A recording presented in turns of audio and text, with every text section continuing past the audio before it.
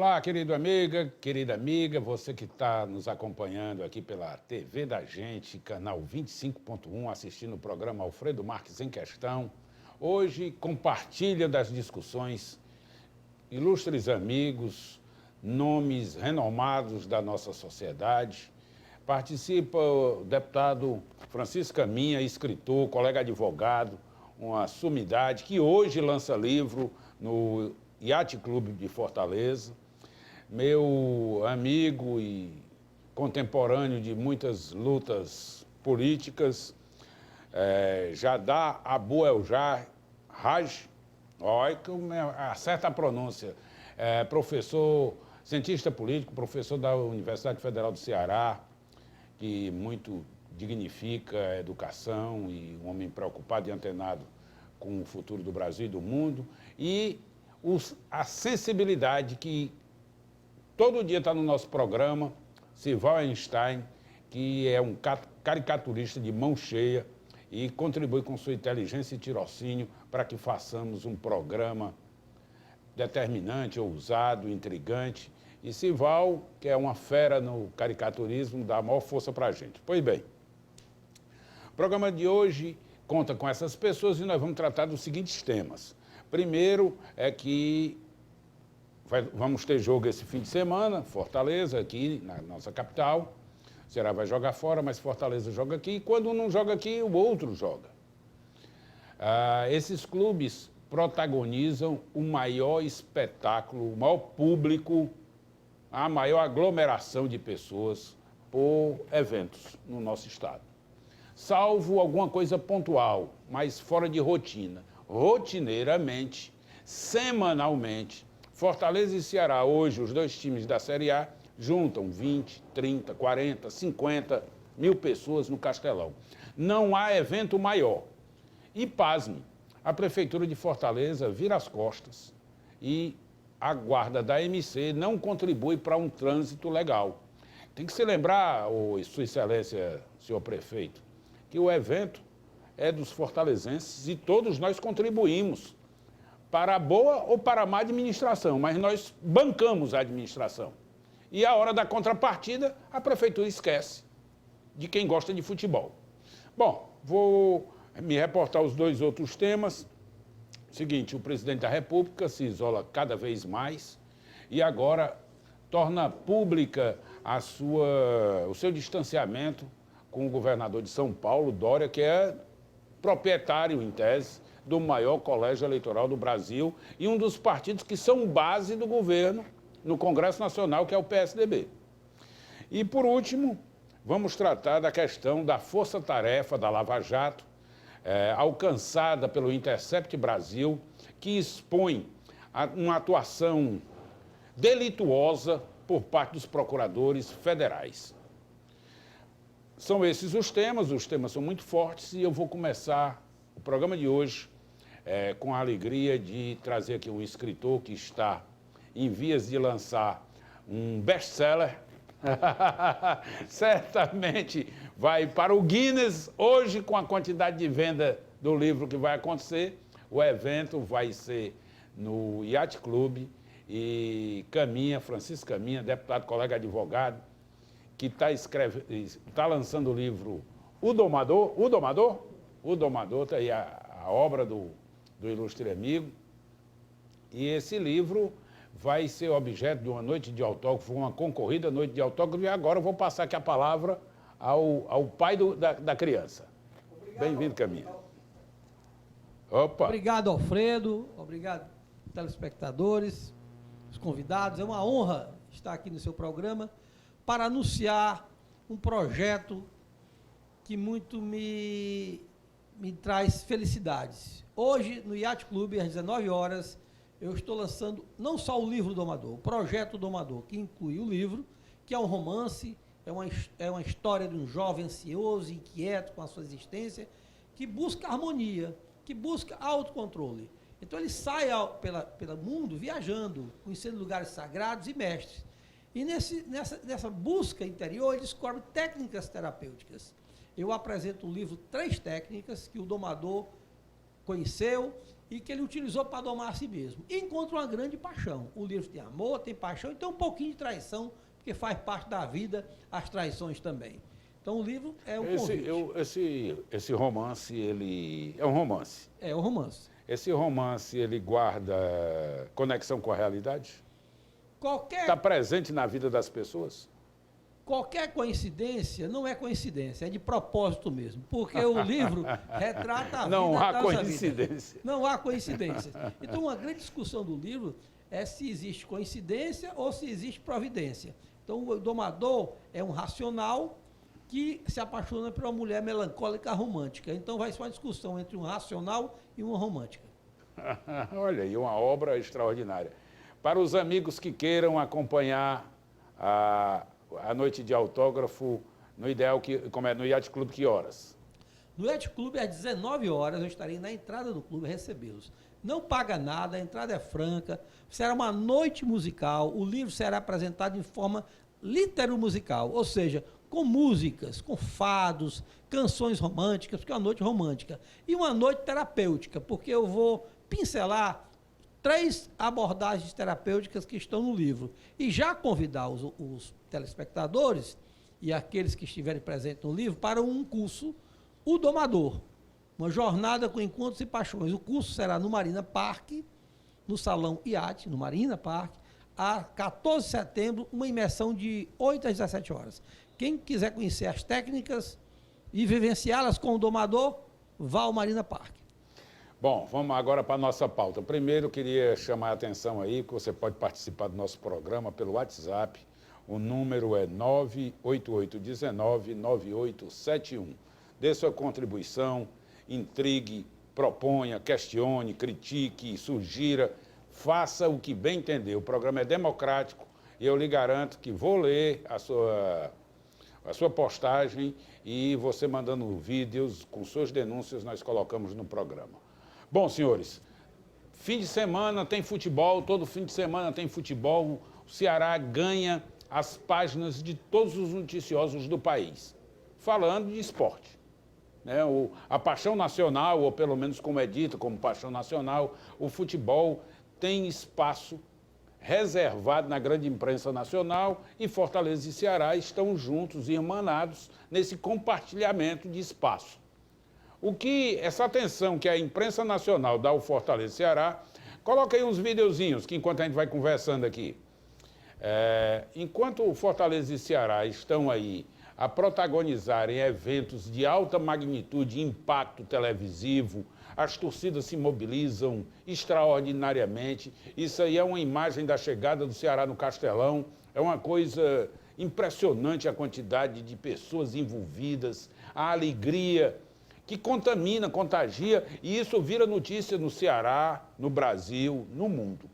Tá? Fortaleza e Ceará protagonizam dentro do estádio shows, são verdadeiros shows. A coisa é tão bonita que esses clubes têm ganho destaque na imprensa nacional pela quantidade de público presente nos eventos e pela alegria, tá certo? Que os clubes demonstram shows extraordinários dentro do estádio, que contaminam, contagiam. A imprensa fica boba, porque isso não existe em canto nenhum do mundo, tamanha alegria, tamanho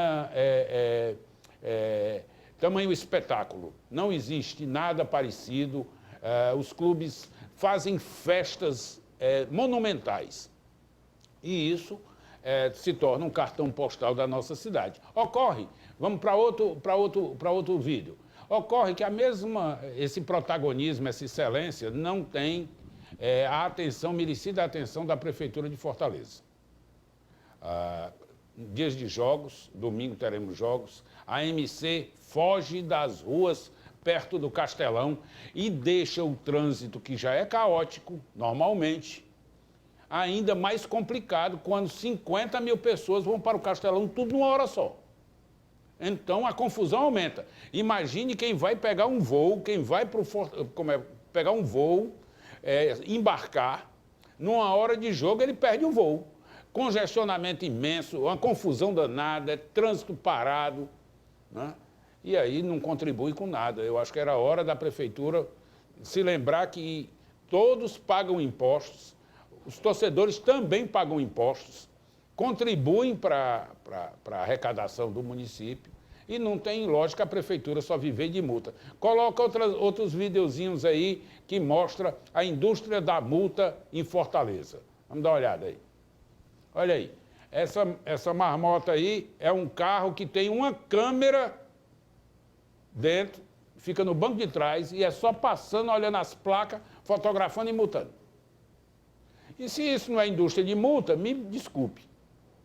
Eu não vou compreender. Aí disseram, não, que isso aí é um teste. Ora, um teste. É um teste para ver se apura muito. Ora, estão metendo a mão no nosso bolso. Quem é que dirige aqui em Fortaleza que não tem multa? A não ser que não pegue no carro, não pegue numa motocicleta. Porque todo mundo vai ser multado. Não tem possibilidade de não ser. Se a multa é lugar comum, algo está errado. Não só o motorista, porque a desculpa sempre é essa. Olha, isso aqui é uma coisa tragicômica. Vão rebocar um carro, não estou dizendo que o carro esteja em posição regular, não é isso, mas acabam por machucar o carro, olha aí, ó, arranca o capô do carro, enfim, uma confusão danada. Senhores, é um verdadeiro caos. Tem outros vídeos mais grotescos que eu não coloquei, até questões de ameaça física e tudo mais, que isso aí eu dou por menos. Mas a indústria da multa é preocupante. Jadá, você que é um homem do mundo, a indústria da multa contribui com o quê? Primeiro, gostaria de agradecer o convite do Alfredo e parabenizar a TV da gente pela iniciativa de criar mais um espaço na cidade para trocar ideias e discutir questões polêmicas que preocupam a sociedade. Você colocou uma questão muito polêmica, vamos dizer, o papel do Estado na sociedade, o papel do poder público, que aparentemente ele passou por uma certa deterioração com o modelo administrativo que foi adotado desde a década de 90, que você acabou, de fato, desmantelando a administração pública. Você não tem mais administração pública no sentido clássico da palavra. Você tem uma administração flexível, focada em resultados, em aumentar a arrecadação. E o serviço ele fica meio temporário, dependendo de ofertas e de iniciativas. Então, eu acho que a gente tem que fazer uma reflexão, não somente sobre o trânsito, que você colocou de fato uma questão muito importante, mas sobre a coleta de lixo, sobre a manutenção das cidades, sobre espaços públicos. Eu acho que está tendo uma dificuldade no modelo da administração pública, não somente no Ceará, eu diria no Brasil inteiro. Eu acho que tem que voltar a fazer uma reflexão sobre a finalidade dessa administração e do Estado e do governo na sociedade. Sival, você frequenta estádio, é torcedor do Ceará, né? Frequenta estádio aqui e acolá, ou só assiste pela TV, só acompanha no rádio, como é? Bom dia, Alfredo. Primeiro, é uma honra participar do seu programa democrático e prudente, né? Pelo que eu vejo, respondendo a tua pergunta. Não visito o estádio, mas eu vejo muito aglomeração das pessoas em torno ali da Parangaba, né? Sim. Que tem muitos assaltos, as pessoas geralmente são roubadas, enfim. A saída do terminal é um verdadeiro horror, é um caso de polícia. É um caos. Eu acho que o Estado deveria ter uma estrutura para pensar nessa situação e também a população se educar, né? Porque o Estado sozinho ele não anda só de mãos ao vento, né? O léu, né? Tem também que a população abraçar essa causa e se educar nessa situação. Eu vou fazer aqui uma provocação caminha. Parlamentar, há pouco a Assembleia se debruçou sobre uma questão sobre o álcool no estádio e acabou liberando. De lá para cá não teve uma briga, nenhuma confusão no estádio, nada. Mas ninguém diz, ninguém fala, porque não ter briga não é notícia. Se tivesse algum doido tomado um a mais e brigado com alguém, era matéria de primeira página em muitos jornais que iriam explorar o factoide. Mesmo que nos bares da periferia do estádio estejam pessoas já entrando no estádio embriagadas. mas nós não temos briga dentro do estádio e parece que não temos brigas fora do estádio, salvo essas situações que o Sival bem reportou, que no transcurso para o estádio, as aglomerações, as torcidas se formam e vem espancando quem encontra pela frente, roubando, praticando toda sorte de crime. Você tem ido a estádio, vai ao estádio, frequenta? Eu não frequento muito estádio. Ixi, eu só trouxe quem não vem aqui para o estádio. Eu não frequento estádio, mas eu acompanho o futebol como torcedor, como brasileiro que é apaixonado pelo futebol, mas eu não frequento o estádio. Mas eu acho que o estádio é um lugar de paixão, de amor, de explosão, de emoção, porque o futebol ele contagia. E a torcida é o 13º jogador em campo. A torcida, ela se fica num campo mórfico de tanta unidade que parece que todos os movimentos estão sincronizados. Então, eu sou muito admirador de futebol. Eu sou um admirador assim, do futebol, embora eu não frequente estádios. Bom, fica aí a reclamação. Domingo tem jogo. Era bom que a MC se fizesse presente, deixasse o caderninho de anotação de multa, que agora as multas são todas eletrônicas, esquecesse um pouquinho da apuração e desse uma contrapartida para a sociedade. Se não está ouvindo, Roberto Cláudio, alguém lembre aí ao prefeito que ele precisa trabalhar e não ficar fazendo de conta. Vamos a um intervalozinho, voltamos já.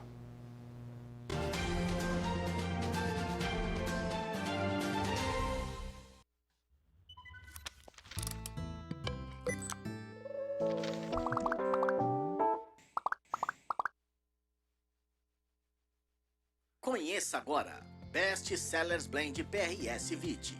Você já pode comprar online o melhor suplemento alimentar dos Estados Unidos para ajudar a controlar o apetite e perder peso de maneira saudável.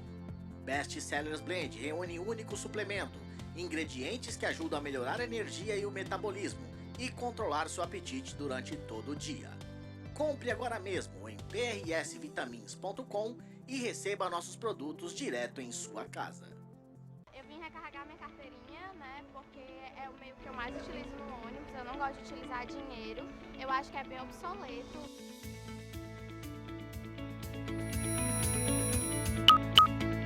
O cartão avulso ele é comercializado por R$4, não precisa de cadastro e o usuário pode comprar em qualquer terminal, aqui no Cindy Ônibus, ou nas farmácias Pague Menos e em outros postos de venda que a gente tem cadastrado no site da Libercard. Durante 2 horas eu posso rodar a Fortaleza. Pela essa praticidade, eu resolvi tirar minha segunda via e ter meu bilhete único.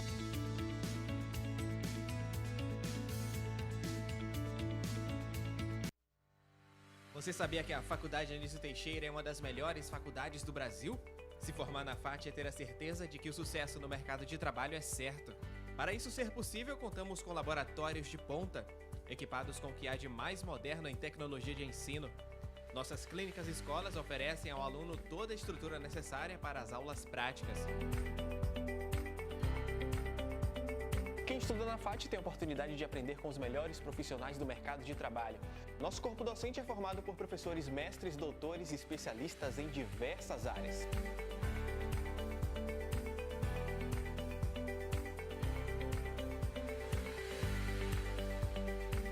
E você? Tá esperando o quê para estudar em uma das melhores faculdades do país? Breve estaremos na cidade de Fortaleza, capital do Ceará. Faculdade Anísio Teixeira, a faculdade pronta para o hoje.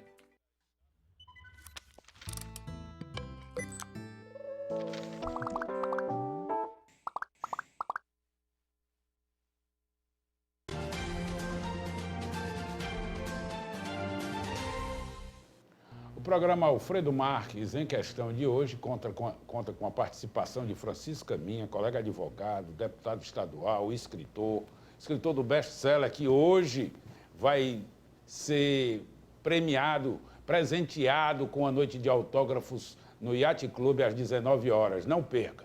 Conta com a participação e a inteligência do querido amigo cientista político Jadá Abuelage e Sival Einstein, que dispensa a apresentação, porque todo dia está dentro do programa. São as caricaturas do programa que tem a assinatura do Sival. Pois bem, eu queria pedir aí para a gente passar um vídeo e aí nós vamos fazer uns comentários a partir deles. Vamos lá.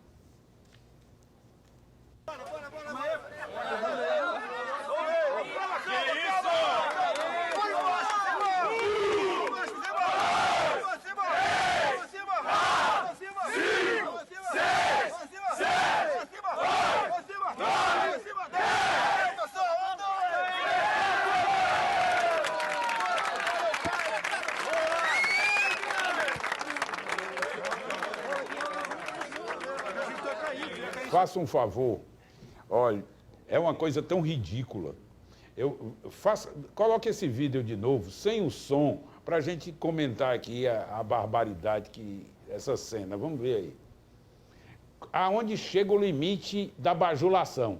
Tá vendo aquele velho ali do lado esquerdo, debaixo da minha mão? Opa, tá aqui, ó. Tô chegando nele aqui, ó. Epa, tá aqui ele. Cabeça branca. General Heleno, ex-general, general de pijama, esse velho quase não consegue se levantar. A bajulação é tão grande.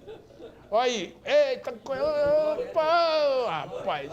1 ano para ele curar a dor das costas depois dessa babação aí. Agora o Dória, o puxa-saco, foi acusado pelo presidente da República de ter mamado nas tetas do PT. Foi chamado de comunista, de usar foice o martelo, de que comprou avião mamando no governo do Lula e da Dilma.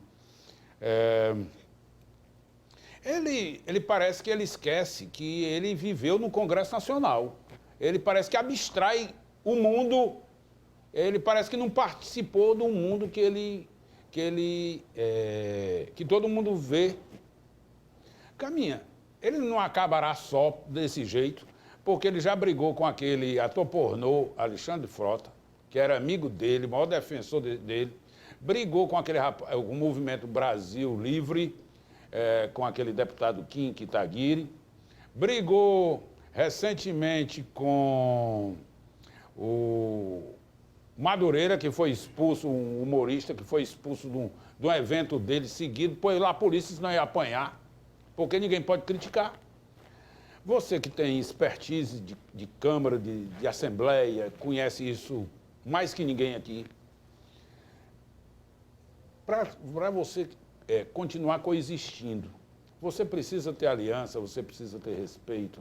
Qual é a leitura que você tem? Aliás, você é um homem que consegue fazer a leitura das mentes, consegue diagnosticar o perfil de uma pessoa. O que dizer de Bolsonaro? Bolsonaro, na tipologia da personalidade, o que ele é? É um dominador, ele é uma pessoa luxuriosa, intensa, não sabe controlar a raiva, explode na raiva, vingativo, e a questão nuclear dele é que ele não controla o seu impulso. Nuclear porque ele ainda não tem a bomba. É a bomba que ele estoura a bomba. Ele é movido pelo instinto, ele é de uma inteligência física e instintiva visceral. Então não tem como modificar esse homem, a não ser que ele passe por um trabalho de autocrescimento, de autodesenvolvimento, para controlar, primeiro, a raiva, e o segundo aspecto da dominação. E o vício emocional dele é a vingança. Como ele é viciado em se vingar, ele não consegue fazer a articulação que a política precisa, que é formar alianças, fazer aliados. Então, esse confronto, ele precisa para sobreviver.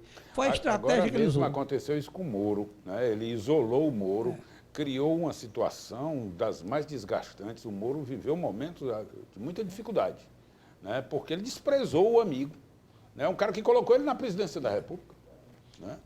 É 880 com o Bolsonaro. Ou está todo mundo sob a asa dele, sob o domínio dele, se ele sentir que ele não controla alguém, ele exclui.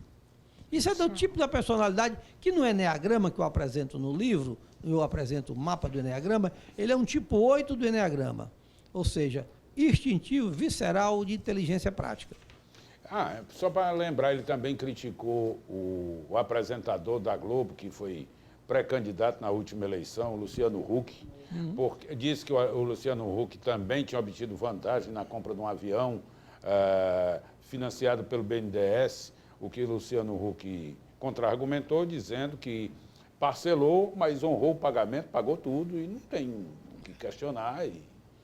Porque o juro foi subsidiado. Bom, é a regra do jogo. Ninguém reclama quando o banco cobra mais, ninguém pode reclamar quando o banco cobra menos. Não tem essa. Então, não entendo que seja razoável a colocação. A postura dele é de um antipolítico, e foi com essa postura que ele conseguiu conquistar os votos, que a população não estava cansada do discurso tradicional muito mascarado. Então, ele procura ser um justiceiro autêntico. Já dá. Na condição de cientista político, você que observa esse cenário com outros olhares, o que é que lhe passa as interlocuções políticas de Bolsonaro e se é possível dizer que ele está isolado no poder porque ele só olha para si, ele só olha para o umbigo. Ele acha que tudo, como o professor Caminha chamou a atenção, ele gira em torno dele e ele, se ele não tiver o controle, ele parte para a agressão. Eu acho que você levantou uma questão muito importante nesse momento.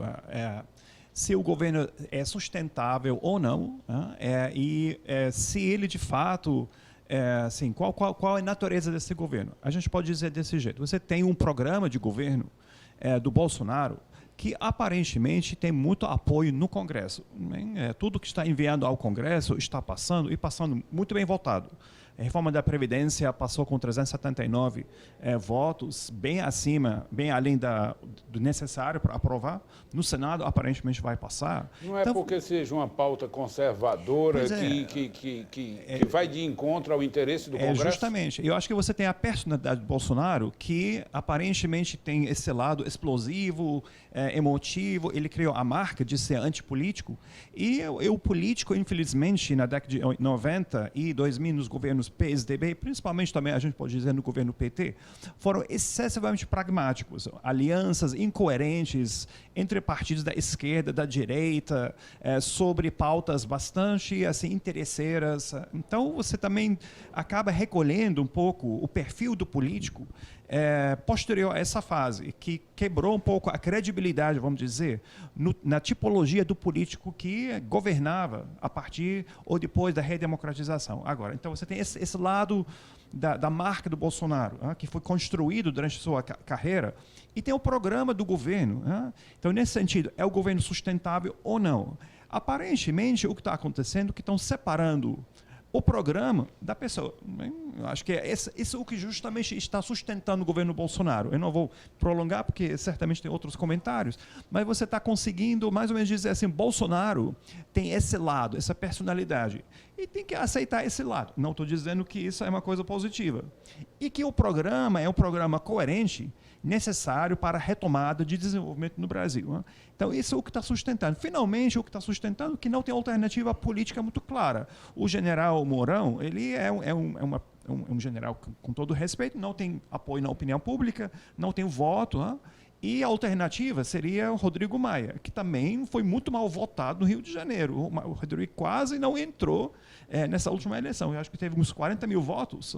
Sim. Então, assim, as alternativas ao governo Bolsonaro não são muito críveis, fora o parlamentarismo. Isso demanda uma reforma política, mudança constitucional, que ninguém sabe se vai passar ou não. Sival, parece-me que, a despeito do Congresso ser muito conservador e ter empatia com as proposituras do Bolsonaro, ter similitude de pensamento, inclusive, tanto é que o Tasso Gereissati está aumentando de 850 bilhões o confisco previdenciário para 1 trilhão e 300 bilhões, prestando um grande desserviço, Tasso Gereissati. Bom, vou aqui pôr uma provocação, amigo. A líder do governo na Câmara dos Deputados, a líder do governo é a Joyce Hasselmann. Ela está sendo cobrada pelos parlamentares que estão dizendo que vão obstruir as pautas se o governo federal não pagar a contrapartida que foi oferecida para eles aprovarem a reforma da Previdência. Tá certo? É o seguinte, o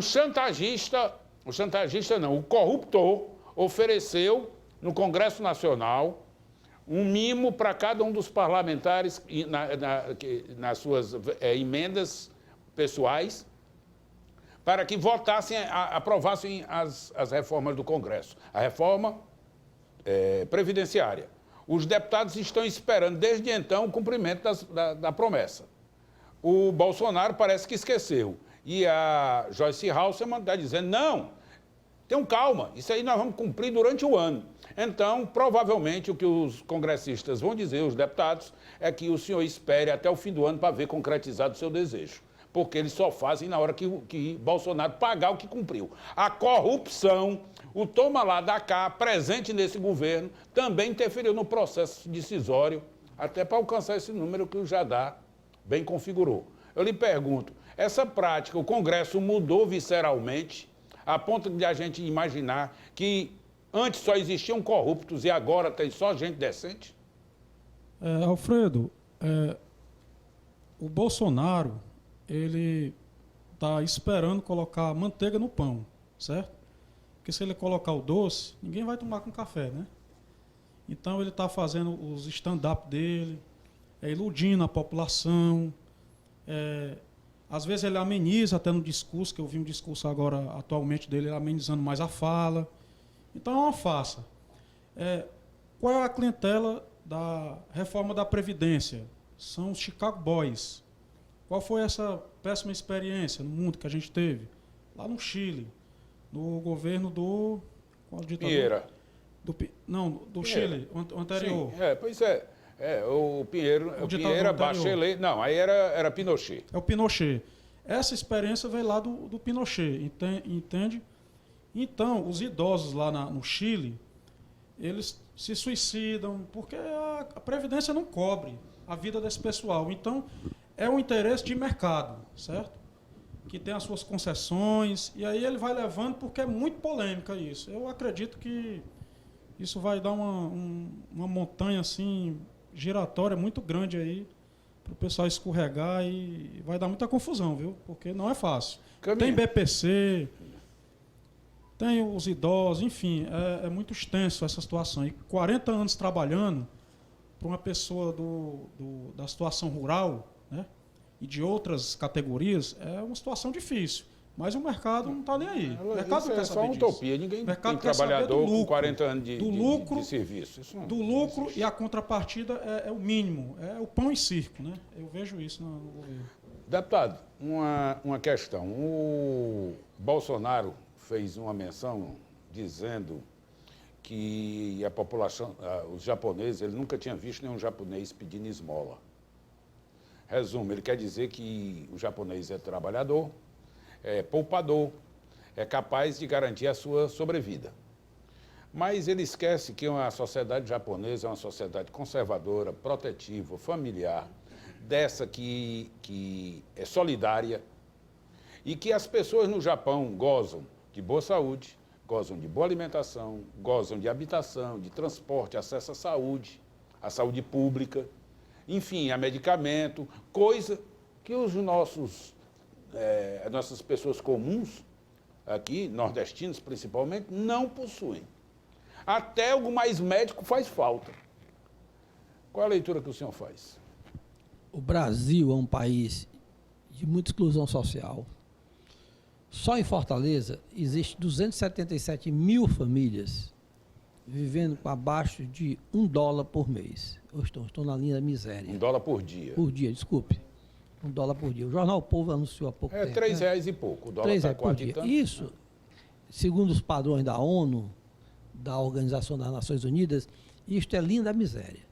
Então nós temos aí uma grande multidão de miseráveis no Brasil, em Fortaleza, e nós não conseguimos resolver esse problema econômico de distribuir renda. E é um grande desafio para qualquer governo, melhorar a qualidade de vida das pessoas, distribuindo renda. Para distribuir renda tem que ter crescimento econômico. E o Brasil está parado, a construção civil está parada, o dinheiro brasileiro está muito aplicado no mercado financeiro, é mais barato colocar seu capital no mercado, nos títulos públicos do governo, na Bolsa de Valores, do que arriscar o seu dinheiro sendo empresário, além de uma carga tributária muito grande. Então, o dinheiro é para estar circulando, para gerar riqueza. Se não gerar riqueza, se não gerar desenvolvimento, a miséria está aumentando. Fortaleza, só um exemplo, porque eu moro aqui, a Praça do Ferreira tinha há pouco tempo 240 moradores de ruas, hoje tem 343. Por quê? Porque todo domingo eu estou na Praça Ferreira. Quem quiser me encontrar meio-dia, estarei na Praça Ferreira. Participando daquelas doações. Participando daquelas doações, conversando com os moradores de rua, e interagindo com eles. Já fiz vários amigos lá. Parabéns, Camila. Todo domingo estou lá. Bom, vamos a um pequeno intervalo. Quando voltarmos, vamos tratar da questão do Intercept Brasil, que dá conhecimento público às falas de procuradores da República envolvidos numa trama extrajurídica que lesa, inclusive, os nossos códigos e a decência. Aguarda aí, voltamos já.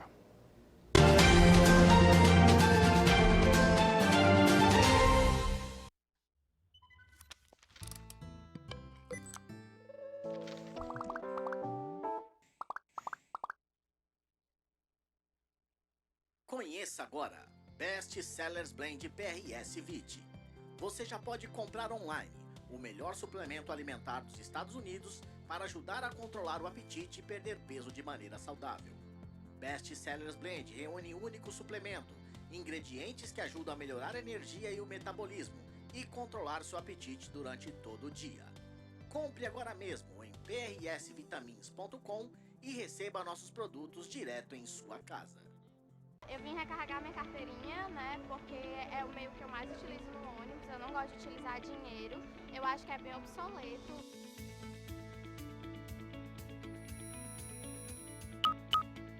O cartão avulso ele é comercializado por R$4, não precisa de cadastro e o usuário pode comprar em qualquer terminal, aqui no Cindy Ônibus, ou nas farmácias Pague Menos e em outros postos de venda que a gente tem cadastrado no site da Libercard. Durante 2 horas eu posso rodar a Fortaleza. Pela essa praticidade, eu resolvi tirar minha segunda via e ter meu bilhete único.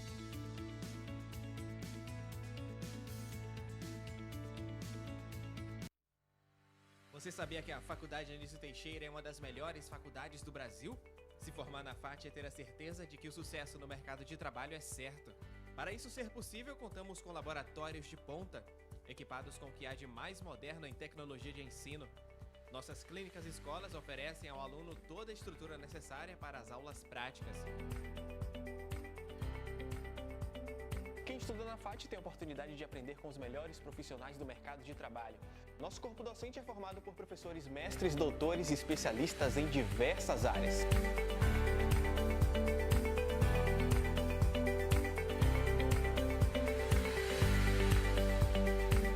E você? Tá esperando o quê para estudar em uma das melhores faculdades do país? Breve estaremos na cidade de Fortaleza, capital do Ceará. Faculdade Anísio Teixeira, a faculdade pronta para o hoje.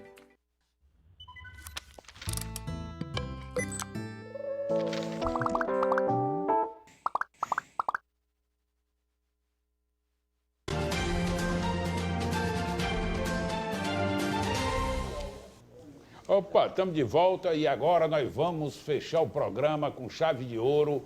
Vamos tratar da questão da Vaza Jato. Os procuradores da República, a Força Tarefa de Curitiba, mais parece uma associação de delinquentes. Vergonhosamente manipulam o Código Civil, manipulam o poder que a sociedade lhes outorga para, como se fossem justiceiros, cometerem crime em nome da decência. Uma verdadeira imoralidade. Se vivêssemos num país que eles imaginavam construir, esses senhores já estariam na cadeia. Toda sorte de crimes cometeram. E aí eu queria começar aí para a gente entender a dinâmica dos diálogos vazados pelo Intercept. Começar aí com o primeiro diálogo e aí nós vamos lendo e vamos às tratativas. Vamos lá. Diz o seguinte, Orlando Martello, isso aqui é o seguinte, é um grupo da Força Tarefa do Ministério Público Federal de Curitiba, é o título. Esse diálogo foi mantido no dia 21 de junho de 2015. Orlando Martello é procurador federal e diz, CF, Lix, qual foi a estratégia para revelar os próximos passos da Eletrobras, etc. Carlos Fernando, o CF, do Santos Lima, procurador de renome na Força Tarefa, se refere ao link de uma matéria que foi publicada no Estadão, Estado de São Paulo, jornal. Santos Lima disse assim, nem sei do que está falando, mas meus vazamentos objetivam sempre fazer com que pensem que as investigações são inevitáveis e incentivar a colaboração. Resumo da ópera, ele vaza para pressionar aquele que está preso a delatar. Um verdadeiro horror. O procurador diz mais, li a notícia do Flores na outra lista, apenas notícia requentada. Aliás, o Moro me disse, olha a intimidade, o Moro me disse que vai ter que usar esta semana o termo do Avancini sobre Angra. FC, diz Martello, não querendo fazer BA, que é busca e apreensão em Angra, e Eletrobras, por que alertou para este fato na coletiva? Martello diz ainda, para não perder o costume? Senhores, se utiliza da máquina pública, da força que o Estado possui para pressionar exaustivamente alguém a confessar o que eventualmente tem ou não cometido, para atender a demanda do Ministério Público e sair da cadeia. Vou perguntar aqui a você, Jadar. A Vaza Jato, a Intercept Brasil, tem prestado um grande serviço à nação brasileira, ao judiciário, que se tornou refém dessa quadrilha de procuradores? Eu acho que toda a publicização de informações sobre o poder público é muito importante para a sociedade. Afinal de contas, estamos numa democracia, o papel da imprensa é revelar todo o jogo do poder, sem dúvida. Agora, eu gostaria também de qualificar alguns pontos. Primeiro, eu acho que houve, de fato, abuso do poder. Houve alguns excessos, mas também as gravações foram feitas em conversas privadas. Não estou dizendo que não é legítima, mas no privado a gente tem uma forma de comunicação que se diferencia da nossa profissão. Acho que às vezes a gente também tem que perceber que a troca era a troca entre colegas, companheiros, e nesse momento que você tem uma certa frouxidão nas palavras, nas intenções. Agora, houve excesso? Houve. E esse excesso vem também de vários fatores. Eu acho que você tem uma tendência a uma certa perda de sentido Lava Jato aos poucos, que com o tempo você começa a achar que de fato tem uma missão pública e acaba ultrapassando. Esse é o dilema, mais ou menos, quando você quer assumir um papel quase como salvador de um sistema político e acaba perdendo o sentido da ação. A pessoa começa a perder a finalidade dessa intervenção, dessa investigação. Pela pressão da sociedade, de você tentar limpar um sistema político já infestado, com relações bastante privadas, e a gente sabe disso, que as estatais foram usadas durante muito tempo para uma finalidade não pública, privada. Houve nomeações, houve desvio, houve financiamento indevido de empresários, de grandes empresas, etc. Isso é uma coisa comum. Bom, e eu acho que um dia você tinha que acabar com isso, abrindo essa porta e tentando... A lei na medida certa. Concordo com você, Alfredo. Eu acho que houve, de fato, excesso de sentido. Se perderam no meio do caminho.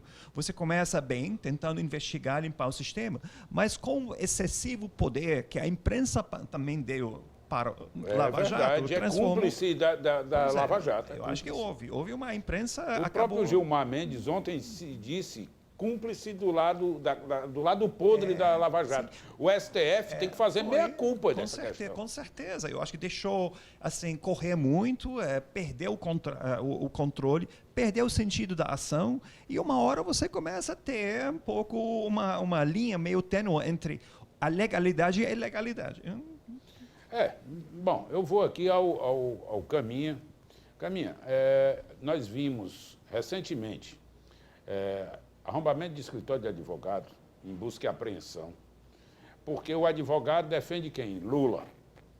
Quem era o advogado? Ex-presidente da OAB, uma das grandes referências do mundo jurídico nacional, Zé Roberto Batoque, que tive a oportunidade de conhecer, um homem aparentemente limpo, não vou dizer santo porque não há santo, não acredita em santidade, mas uma pessoa digna e que está... realmente insurreito com relação à atuação do judiciário, de alguns juízes, não são de todos, mas se criou na força-tarefa um poder superior às instâncias processuais e se convalidou atos como se tivesse o dom de consumar fases processuais que não existem no nosso ordenamento. O senhor, como advogado, conhece de cátedra essa questão. Existem anomalias no julgamento do Lula, notadamente do triplex. Que leitura você faz, se houve excesso, se não houve? Como sabemos, como qualquer advogado e jurista sabe, o ônus da prova recai para quem acusa. No caso, o acusador é o Ministério Público. Nos vazamentos das denúncias, da conversa entre os procuradores e o Moro, o Delanhol e o Moro, o próprio Delanhol diz que não tem prova contra o Lula, que a prova é muito frágil, é circunstancial, que precisava uma prova maior. E o Lula foi acusado sem uma prova factual, apenas pela convicção interna do Moro. Não estou isentando Lula de ter praticado qualquer outro crime de improbidade administrativa. Mas, nesse caso específico, qualquer advogado que se debruce nos autos, isso eu acho que tem praticamente uma unanimidade, e qualquer juiz que vai entender que ali foi uma articulação, um combinado entre o Ministério Público e a Justiça, no caso da pessoa do seu Moro, e dois combinaram uma estratégia para levar o Lula à condenação. Então, nesse aspecto, o Lula é um condenado político, na minha opinião. Sival, do ponto de vista do sentimento, da sensibilidade de um artista que faz humor, faz sátira política, o momento é muito rico. Mas da dor também a gente faz humor. Estou lhe falando isso porque os procuradores da Lava Jato tripudiaram em cima da pessoa, do indivíduo Lula. Não do presidente da República, trambiqueiro, desonesto, nada disso. Foram em cima da pessoa, no íntimo dele. Disseram que Lula quis explorar o falecimento da esposa, quis obter vantagem no falecimento do neto, do irmão, quis passear no enterro do irmão. Senhores, a chacota, o deboche, a agressão, a memória, inclusive desses que faleceram, estão aí a serem sopesadas. O Ministério Público não demonstra ser um algoz, um carrasco ao invés de um instrumento da justiça? Alfredo, eu concordo com as suas ponderações. Eu acho, assim, que a poeira do antipetismo, ela chegou no judiciário, certo? E, aliado a isso, com o fator econômico, né, com o fundo econômico do americanismo, ajudou a propagar essa situação. Então, assim, é lamentável, né, você ver uma situação dessa do Lula, que você não vê provas nenhuma, né? E que tem as paixões políticas de histeria, né? E que cria, entre aspas, né, um salvador da pátria. Então, eu acredito que foi isso, né? Aliado ao fundo econômico e à justificativa. Justificou, em alguma situação, o antipetismo. Então, eu só tenho a lamentar essa situação. E essa situação, infelizmente, também pode sobrepor para o cidadão comum.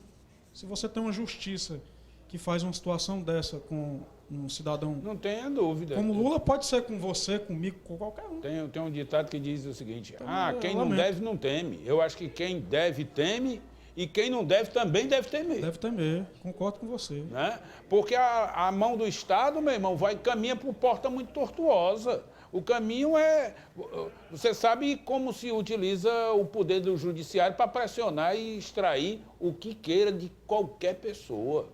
Né? Uma pessoa destrói a vida de alguém com uma assinaturazinha numa folha dessa daqui. Então, é bom ter medo mesmo. É bom ter medo, já dá. Nós temos aqui um cenário que é dantesco. Aqui, o judiciário... verificamos a parte mais mórbida da ideia de que ali se envolvem fatores políticos transversos à questão jurídica e se utiliza a dinâmica processual, como no caso do senhor Moro, Sérgio Moro, ministro da Justiça, que deixou de ser juiz depois de ter impedido a candidatura do Lula. E estou falando isso para que você que esteja em casa reflita pelos procedimentos.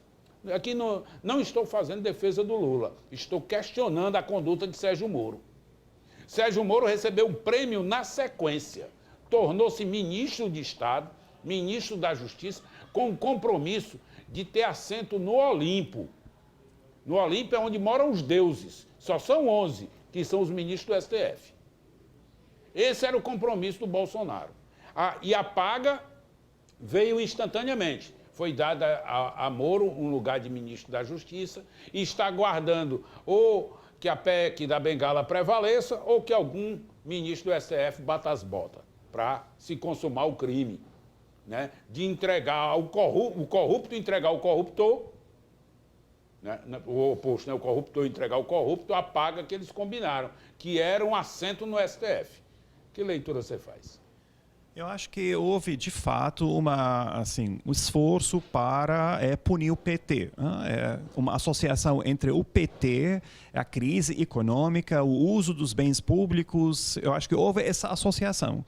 E, certamente, o Moro teve pouco esse preconceito em relação ao PT. É dizer que, de fato, o PT quebrou o Brasil e tem que pagar pelos erros que cometeu, que causaram uma crise econômica, uma recessão que levou a milhões de desempregados, etc. Então, houve, de fato, uma certa associação e o Moro, eu acho que entrou também nisso aqui. A gente viu na última entrevista do Carlos Fernando Lima, que inclusive citou exatamente na Globo News, domingo passado, dizendo que, de fato, achavam que o Bolsonaro seria um instrumento para afastar o PT do poder. Não quero... Então... Realmente é muito grave essa história. Nós vimos, Caminha, que a questão jurídica, o fato do Moro ter se tornado ministro de Estado, numa compensação pelo serviço prestado, né? Ficou evidente para todo mundo. Né? Ficou evidente para a Lava Jato, que tiveram comentários, inclusive negativos, sobre a indicação do Moro e queriam que ele não sequer tomasse posse. Os próprios procuradores questionavam a idoneidade do Sérgio Moro. Para você, um operador do direito, esse ato do Moro ter sido cooptado e do fato do Moro ter aceitado ter se tornado ministro, também não coloca em suspeição as suas decisões pretéritas? Olha, com toda certeza que houve uma orquestração, houve um combinado entre o Ministério Público e o Poder Judiciário no caso do Moro. É natural que essa suspeição ocorra, já foi levantada no Supremo pelos advogados, e houve um encaminhamento político, porque eles não queriam a ameaça era o Lula. Eles tinham que condenar o Lula, porque o Lula tinha possibilidades reais de ser novamente presidente da República. Então, a forma de neutralizar a pessoa do Lula, o ex-presidente Lula, era condenando para torná-lo inelegível. Então, com certeza, isso é um argumento que os ministros vão ter que discutir lá no pleno, né, nas câmaras lá do Supremo, até onde essa suspeição vai se tornar factível de ser anulada algumas decisões do Moro. Então, isso o tempo que vai dizer. Mas, por outro lado, nós sabemos que o STF ele é dividido. Sim. Ele está bem dividido. E é uma eleição apertada, porque a condenação do Lula, quando fosse o caso para liberar o Lula, né, no caso da segunda instância, né, de condenação de segunda instância, foi 5-4. Então, foi pertinho. E a Rosa Weber que mudou o voto, né? Vão colocar subjúdice de novo as questões judiciais, e aí vem umas anulatórias, né? Uma já aconteceu, né? Duas já aconteceram, né? Uma do Aldemir Bedin e a outra do próprio Lula. Processos retornaram a fases antecedentes, né? Por abuso de autoridade dos senhores magistrados. Uma delas do senhor Moro e o outro de Gabriela Hart. Perfeito. Que foi a outra juíza de Curitiba que sucedeu o Moro. E deu o tiro da misericórdia. Mas eu quero dizer o seguinte, que eu não estou aqui defendendo o partido, o PT. Eu estou defendendo o meu aspecto de justiça. Agora, que o PT mergulhou na corrupção e pulverizou a corrupção no Brasil, foi o grande erro político do PT. 3 coisas ameaçam a política para concluir. A democracia, desculpe. O que ameaça a democracia, primeiro, peço para ser sucinto, que nós estamos no encerramento. Pronto. A indiferença do povo em relação à política, a corrupção e o crime organizado. Bom, vou pedir aí para você colocar a charge de Sival Einstein, que está aqui conosco. E aqui o Sival faz uma alusão ao garotinho do papaizinho que vai viajar de novo agora aos Estados Unidos, será recebido pelo Trump, né, na expectativa de se tornar embaixador, o rapaz, o comedor de hambúrguer, como é o cara, o sanduicheiro, que vai se tornar embaixador brasileiro. Obrigado a todos, uma honra contar com a participação de vocês. Caminha, mais tarde estamos no lançamento do livro. Eu aguardo 19 horas no Yacht Clube, a noite de festa, a noite litero musical. Vai ser apresentado em forma de romance, Já de dá, música. Sival, obrigado pela participação. Você, forte abraço, segunda-feira, estamos juntos. E na sequência fica aqui com Bosco Farias, que é um show no futebol.